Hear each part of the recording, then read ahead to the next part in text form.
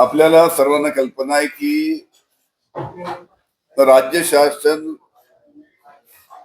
निर्णय घेण्याच्या प्रक्रियेमध्ये आहे की जी शेतकऱ्यांना अतिवृष्टी झाली, शेतकऱ्यांचं नुकसान गारपिटीमुळे झालं किंवा अतिवृष्टीमुळे झालं, तर तेव्हा जी 3 हेक्टर पर्यंतची मदत होती ती आता 2 हेक्टर पर्यंत करण्याचा निर्णय राज्य शासन घेत आहे असं कळत आहे. शेतकरी अतिशय अडचणीत आहे. गेल्या 3-4 वर्षापासून शेतकऱ्याच्या कापसाला भाव नाही, शेतकऱ्याच्या सोयाबीनला भाव नाही, शेतकऱ्यांच्या धानाला भाव नाही, कांद्याला भाव नाही. अशा पद्धतीनं शेतकऱ्याची परिस्थिती असताना त्यामध्ये आता 3 हेक्टरच्या ऐवजी 2 हेक्टर पर्यंतच मदत देणार हे राज्य शासनाची अतिशय चुकीची भूमिका आहे. त्याच्यामुळे या बाबतीत राज्य शासनाने विचार करायला पाहिजे.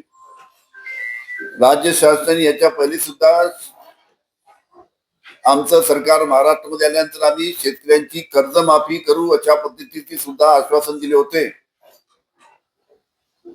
शेतकऱ्यांच्या कर्जमाफीच्या बाबतीत राज्य शासन एक शब्द सुद्धा बोलायला तयार नाही. महाराष्ट्राचे मुख्यमंत्री देवेंद्र फडणवीस तेव्हा सांगत होते 7-12 कोरा करू, 7-12 कोरा करू, 7-12 कोरा करू. आणि आता अजितदादा सांगतायत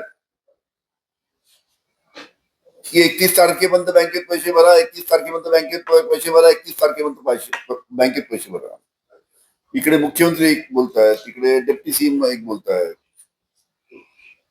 शेतकरी कर्जमाफीची वाट पाहत आहे. त्याच्यामुळे याच्या बाबतीत लवकरात लवकर राज्य शासनाने निर्णय घेतला पाहिजे आणि शेतकऱ्यांना कर्जमाफी दिली.